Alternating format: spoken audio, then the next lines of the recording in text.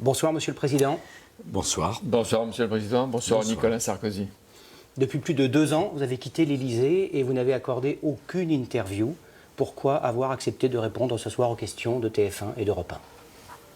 Parce que j'ai estimé que la situation était suffisamment grave pour que je dise aux Français ce qu'il en était de l'instrumentalisation politique d'une partie de la justice aujourd'hui. Dans notre pays, qui est le pays des droits de l'homme et de l'état de droit, il y a des choses qui sont en train d'être organisées. Les Français doivent les connaître et en leur conscience et en toute liberté doivent juger de ce qu'il en est. Alors, je veux dire cette vérité. Et puis il y a une deuxième raison, c'est que tout est fait pour donner de moi une image qui n'est pas conforme à la vérité. Je veux dire à ceux qui nous écoutent ou à ceux qui nous regardent que je n'ai jamais trahi leur confiance. Que jamais je n'ai commis un acte contraire aux principes républicains ou à l'état de droit. Il était venu le temps pour moi de m'expliquer, de prendre la parole, et la nuit dernière qui me fut réservée m'a convaincu de la nécessité de le faire ici et maintenant. Et comment vous réagissez au principe à la longueur de la garde à vue? Elle a été exceptionnelle, 15-16 heures avec les policiers, vous étiez sans avocat. Quelle est votre réaction? C'est très simple. Je suis profondément choqué de ce qui s'est passé. Je ne demande aucun privilège. Et si j'ai commis des fautes, j'en assumerai toutes les conséquences. Je ne suis pas un homme qui fuit ses responsabilités. Mais enfin, j'en appelle à la conscience de chacun de nos compatriotes. Est-il normal que je sois écouté dans mes conversations les plus intimes depuis le mois de septembre de l'année dernière? Dans le cadre d'une procédure judiciaire. Que je sois écouté, que les conversations qui sont les miennes avec mon avocat soient écoutées et diffusées en violation de tout secret de l'instruction par des journalistes, des médias.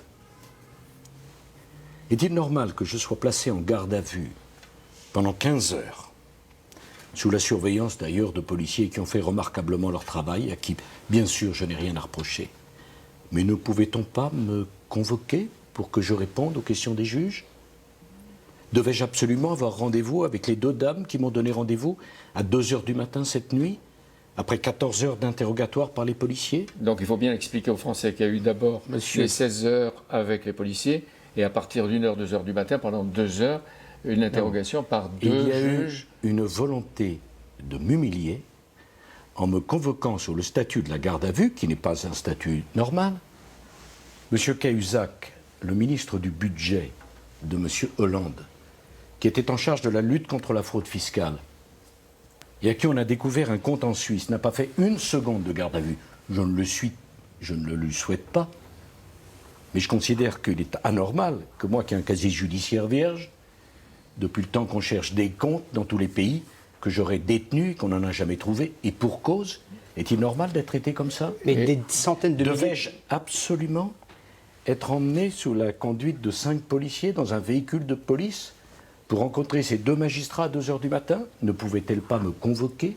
Et est-ce que vous pensez que les chefs d'accusation contre vous étaient déjà anticipés, qu'elles avaient décidé avant de vous voir? Écoutez, ces chefs d'accusation sont grotesques. On va les voir. Et je vais vous en donner la preuve. Lorsque je suis arrivé après 14 heures d'interrogatoire par les policiers, je ne connaissais pas le dossier. J'ai accepté de répondre à toutes les questions scrupuleusement. Ça a donné 45 pages de procès verbal qui étaient à la disposition des juges. Je me suis assis dans le fauteuil en face de ces 2 dames, juges d'instruction. Elles m'ont signifié, sans même me poser une question, 3 motifs de mise en examen avant même d'avoir répondu à quoi que ce soit. Est-il normal par ailleurs qu'on choisisse, pour instruire une affaire où mon nom est cité, j'y reviendrai, un magistrat qui appartient au syndicat de la magistrature? Comme un tiers des magistrats, tiers des magistrats qui appartiennent au syndicat de la magistrature. Un autre tiers appartient à un syndicat orienté à droite. Ça ne la disqualifie pas a priori. Je ne pense pas que 68 millions de justiciables français aient reçu la lettre que j'ai reçue le 2 mai 2012 à la veille de l'élection présidentielle du même syndicat de la magistrature. Je vous en lis un bref extrait. Le syndicat de la magistrature, sur la voix de son président, m'écrit « Qui plus que vous, Monsieur Sarkozy, aura davantage violé la séparation des pouvoirs, dégradé la loi, travesti la réalité judiciaire, dénigré le travail des professionnels de la justice. En réalité, poursuit le syndicat de la magistrature, tout au long de votre double quinquennat, vous n'avez cessé d'affaiblir l'autorité judiciaire et d'attiser la haine de la justice. Du moins, êtes-vous parvenu à diffuser la vôtre. Et conclusion, nous avons décidé, dit le syndicat de la magistrature, en conscience, d'appeler à voter c'est vous-même qui les aviez traités. C'est vous-même qui les aviez traités de petits pois. Vous les aviez traités de petits pois en disant qu'ils sont quantité négligeable. Là, on assiste à la revanche des petits pois. La revanche, lorsqu'on est magistrat et que l'on doit instruire à charge et à décharge, c'est la violation d'un principe du droit fondamental. Alors, est-ce que vous demandez... Tout justiciable a le droit à un juge impartial. Je demande à ceux qui nous écoutent ou nous regardent, qui aimerait avoir pour trancher un différend entre lui et la justice, en face de lui un magistrat dont l'obsession politique est de détruire la personne contre qui il doit instruire à charge et à décharge. Est-ce que vous demandez, est-ce que vous réclamez de nouvelles juges moins militantes selon vous? Le dessaisissement de cette femme juge ou de sa consoeur, Madame Simon. Pardon de le dire, mais il est tout à fait invraisemblable qu'il se soit trouvé des magistrats pour nommer, pour s'occuper d'une affaire où mon nom est cité, un magistrat appartenant au syndicat de la magistrature quand on connaît son engagement. Et ceux qui vous ont mis sur écoute, ce ne sont pas ces deux femmes juges, ce sont d'autres juges qui n'appartiennent pas au syndicat de la magistrature. S'agissant de ma mise sur écoute, les Français doivent la comprendre. J'ai été mis sur écoute en septembre 2013 pour des faits supposés d'argent versé par M. Kadhafi, absurde, en 2007. Qu'espérait-on recevoir de ces écoutes? Que M. Kadhafi, d'où il est, me téléphona? Vous n'avez pas répondu. Est-ce que vous demandez de nouveaux juges, de nouvelles juges? Je vais bien sûr répondre à ces questions. Est-il normal alors qu'il n'y a aucun indice grave et concordant contre moi? Vous pensez bien, M. Boulot, que si on avait trouvé un compte ou un virement de M. Kadhafi, vous en auriez été informé avant moi. Est-il normal qu'on poursuive les écoutes sur l'ancien chef de l'État qui pourra avoir demain des responsabilités d'opposition? Je vous pose une question à mon tour avant de répondre à la vôtre. Imaginez qu'à l'époque où je fus président de la République, M. François Hollande ait fait l'objet des mêmes écoutes. Vous imaginez le scandale? Mais il n'y avait pas Est-ce que c'est parce que c'est pour moi? Est-ce que c'est parce que c'est moi que tout doit être permis, autorisé?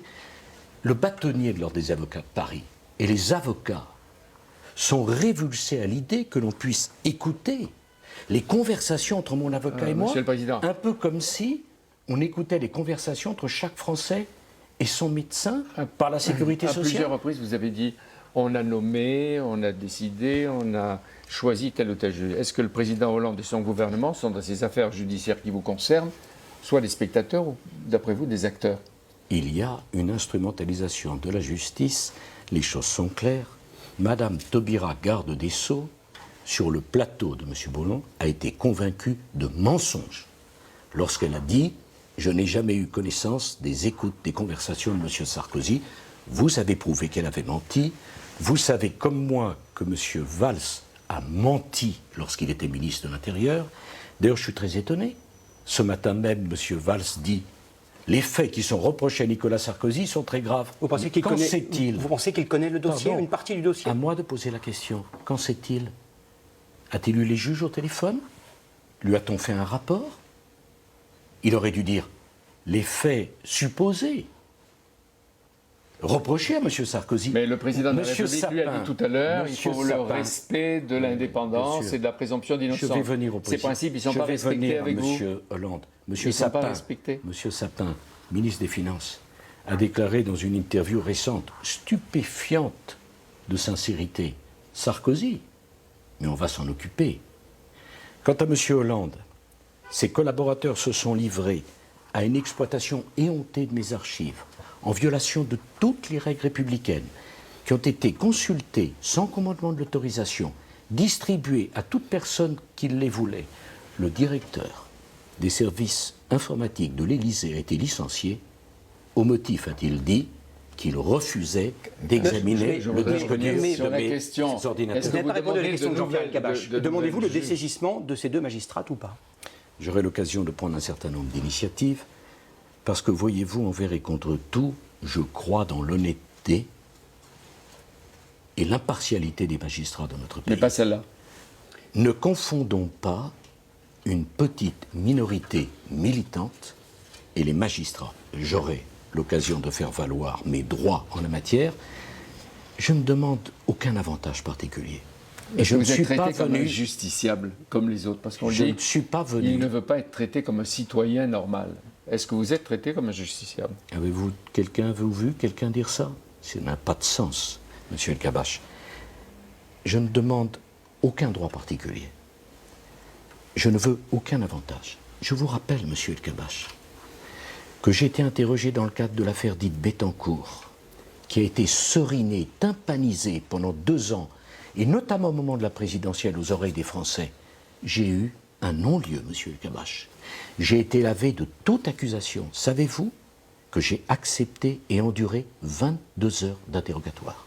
Oui. Dans l'affaire dite Karachi, monsieur El Kabache, 10 ans d'enquête menée par monsieur Van Ruenbeek aboutissent au fait que mon nom et tout ce que j'aurais pu faire est complètement reconnu comme totalement étranger.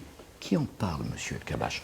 Je ne suis pas un contribuable, je ne suis pas un justiciable au-dessus des lois, mais je ne suis pas décidé à accepter d'être en dessous de la loi. Monsieur Sarkozy, dans ces écoutes... Oui, monsieur Bolloré. Dans ces écoutes, on entend clairement votre avocat, Maître Herzog, être en contact avec un haut magistrat de la Cour de cassation.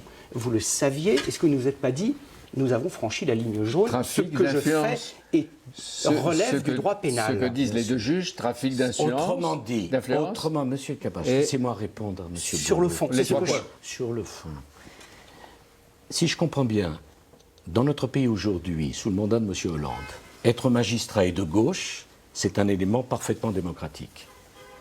Être comme monsieur Azibert, un magistrat ou magistrat de la Cour de cassation, partageant les idées politiques de la droite, c'est le premier indice de la corruption. Mais il ne parlait pas de dîner en ville, il parlait de votre dossier, Pardon, je vais y monsieur le venir. Président. C'est scandaleux. Parlons du fond du dossier. Monsieur Azibert était candidat à un poste à Monaco. Il ne l'a pas eu. Mon avocat Thierry Herzog m'a demandé si je pouvais me renseigner pour faire une démarche auprès de Monaco. Je n'ai pas fait cette démarche, c'est dans le dossier, c'est prouvé.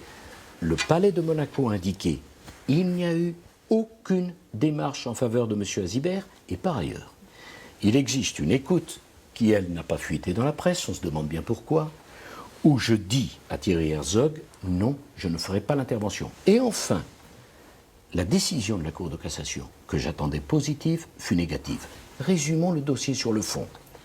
M. Azibert n'a rien obtenu, je n'ai pas fait de démarche, et j'ai été débouté par la Cour de cassation. Vous prenez à témoin les Français et la France ce soir. Permettez que je termine là-dessus. Mais où est le trafic d'influence? Où est la corruption? Qui a corrompu? Pour quel objet? C'est scandaleux. C'est scandaleux. Et d'ailleurs, ces motifs ont été retenus dans le seul souci de la continuation d'humilier, de m'impressionner, de m'empêcher et de me diffamer. Vous demandez leur nullité? Mais, bien sûr, je ne leur demande pas leur confirmation. Et autre chose, vous prenez les Français à témoin. Est-ce que vous voulez passer ce soir pour une victime d'un système qui ne fonctionne pas en matière de justice et même en matière politique? Monsieur El Kabache, je suis seul, avec le soutien, fort heureusement, et je les en remercie ce soir, de millions de gens qui ont voté ou pas voté pour moi, mais qui sont scandalisés de ce qui s'est passé. Que puis-je faire, si ce n'est prendre les Français à témoin? Je vous le dis bien dans les yeux, je n'ai rien à me reprocher. Vous m'entendez? Rien. Ni là, ni dans d'autres affaires. Monsieur El Kabache, ni là, ni dans d'autres affaires. Cela fait 35 ans que j'ai fait de la politique. Jamais aucun responsable politique n'a été autant examiné par magistrats, policiers. Aujourd'hui, il y a peut-être une vingtaine de magistrats qui s'occupent de moi, des dizaines de policiers, et je suis écouté encore une fois dans tous mes téléphones depuis plusieurs mois. On ne trouve rien, on ne trouvera rien. Et mais que puis-je faire, est-ce qu'on monsieur trouvera rien Elkabbach dans l'affaire Monsieur- Pygmalion, alors, Monsieur le Président, je vais vous Nicolas répondre. Sarkozy? Je vais vous répondre. Je prends les Français à témoin, parce que quand on n'a rien à se reprocher, quand on a son innocence et la certitude de son innocence, on n'a pas peur de s'expliquer. Vous n'étiez pas au courant Un que mot, Pygmalion avait un mot, surfacturé un mot, 10 millions d'euros à votre un mot, parti, à votre un mot. campagne. Un mot sur ma campagne. Cette campagne a été vérifiée dans tous les sens, avec un soin qui n'avait rien d'amical, par la Commission des comptes de campagne et par le Conseil constitutionnel. Les Français doivent savoir que lorsque le Conseil constitutionnel, pendant plusieurs mois, a examiné les comptes de ma campagne, quand mon équipe de campagne a oublié d'inscrire le plateau repas d'un chauffeur d'une des voitures, il l'a réintroduit. Ils ont conclu que nous avions dépassé, sur un budget de 21 millions, les comptes de campagne de 400 000 euros.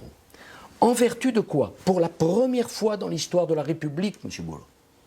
Alors que j'avais rassemblé sur mon nom près de 19 millions d'électeurs, nous n'avons pas eu 1 centime de remboursement. Sauf que ces comptes étaient faux. Monsieur, Sauf que ces comptes étaient faux.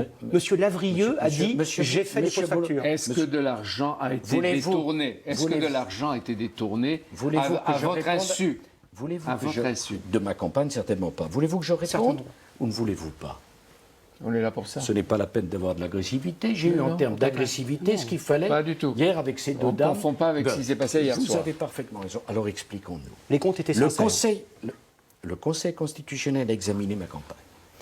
A dit sur 21 millions de budget, il a dépassé de 400 000 euros. En conséquence de quoi? 0 centime de remboursement.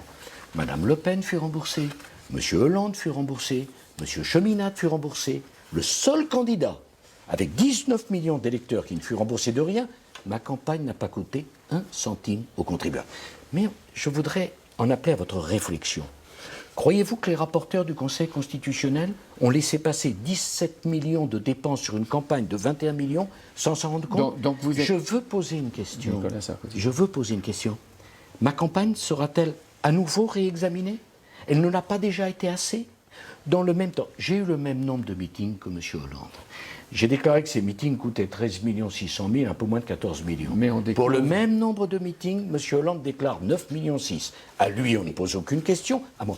Si la société Pygmalion a fait des systèmes de fausses factures avec l'UMP, la justice se dira... Si ou sûrement, à partir du moment où vous voyez les chiffres. Vous avez des doutes? Surfacture et double facture. Avez-vous des problèmes avec la présomption d'innocence, monsieur Pas du tout. Elkabbach? Pas du tout. Par contre, Pas la du tout. justice... Mais si c'était le cas, est-ce que vous porteriez plainte vous-même? Si la justice avérait que la société Pygmalion a prélevé de l'argent à l'UMP alors qu'il n'y avait aucune raison, les dirigeants de l'UMP seraient alors en droit de déposer plainte. Il ne s'agit pas de ma campagne.